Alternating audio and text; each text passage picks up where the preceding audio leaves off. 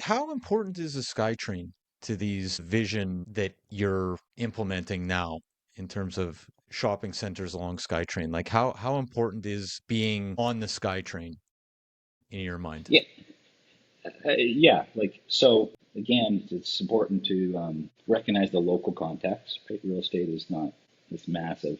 Every city's different. But in the Vancouver context, and I would say like the Richmond, Vancouver, Burnaby, Coquitlam, New Westminster, in that context, SkyTrain is super important. And I think it's probably like yeah, it's everyone says that. Like I'm not saying anything new, but I think that it's probably more important than even the people are talking about it because it's like lakefront property. They're only building so many stations on those lines. So yeah, they added one extra one in Richmond, but they had planned for that before. So all of a sudden there's a scarcity, right? Like people want to be near it. We're getting more and more congested, moving around. People want access to the SkyTrain. It's super, it's one of the boxes to tick. And now you've limited it to, you've limited the best real estate sites from an urban perspective down to these SkyTrain stations. And it's lakefront property. And I would argue that it's not the same. Like being adjacent to it is like having your garage for your car in the basement.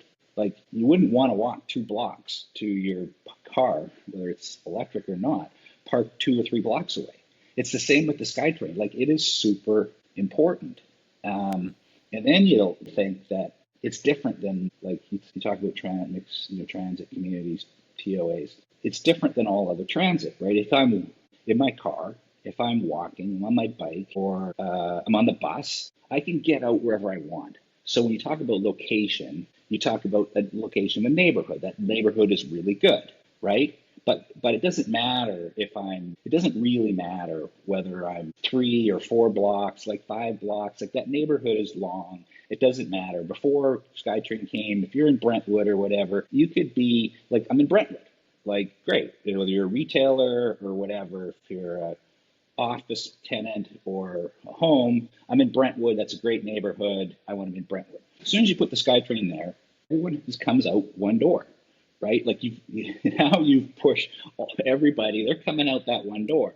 So it changes everything. So if you're a retailer, uh, and who's good, like it's like so you've got competition. So if your competition is sitting there right at SkyTrain and there's significant traffic coming out of that SkyTrain station, the chances of you walking past your competitor if you're 2 or 3 blocks away, Right. and if you're an employer, where do you want the office? So like this wasn't like 20, 30 years ago when I started in the business, we didn't know what SkyTrain was going to do. Like everyone thought, okay, this is great for the environment or whatever, but do you want to be right next to SkyTrain or do you be a few blocks away? You want to be right at SkyTrain. And different markets, important of transit and SkyTrain is different. But the ones I mentioned, yeah, it's a game changer. What about like do you if we're I'm really interested in like the idea of, and we've never really talked about it, like the idea of transit oriented development, but it's not transit oriented. Like this is something different. The SkyTrain is different than transit oriented development in that,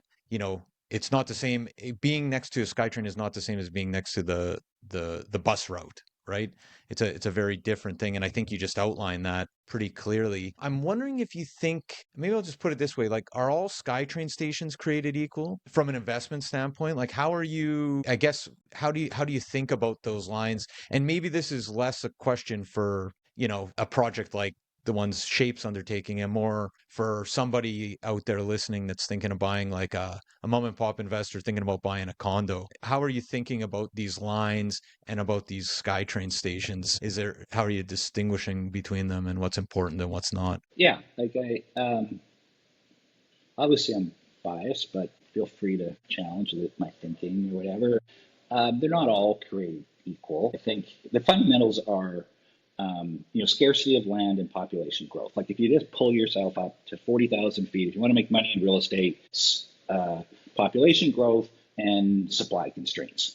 That generally over time will raise values, whatever. So that's at 40,000 feet. But then I think I would bring it down to which neighborhood and which SkyTrain station is demand and scarcity. So yeah, if you start going to each different SkyTrain stations, and some of them are are, you can see where development can happen and not happen. So sometimes like it, it's changed a bit now that the province, pushed on municipalities zoning at all of them or whatever. Before that, you would look at it and say, okay, you could throw out 70% of the SkyTrains because there was just no development opportunities around it. So it's opened up a lot more.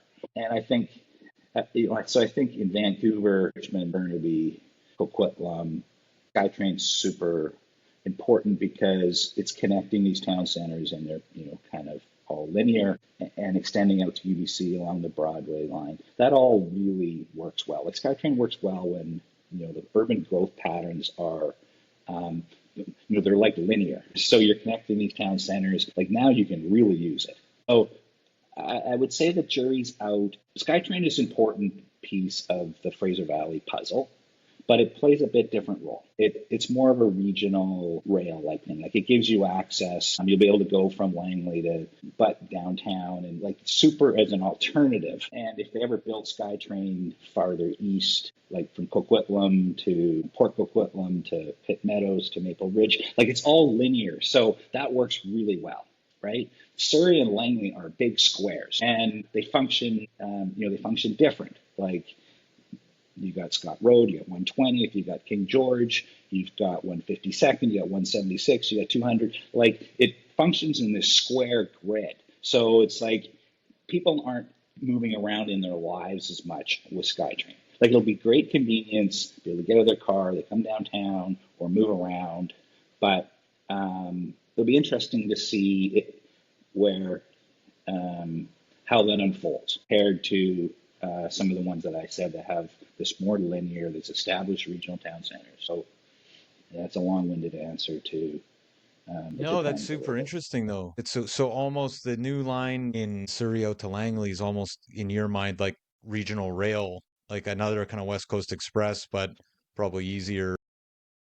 Yeah, like these lines also shape, right? Like there's two things going on, right? It's connecting development, but it's also shaping development. So over time, that Fraser Highway linear route, that will build up over time.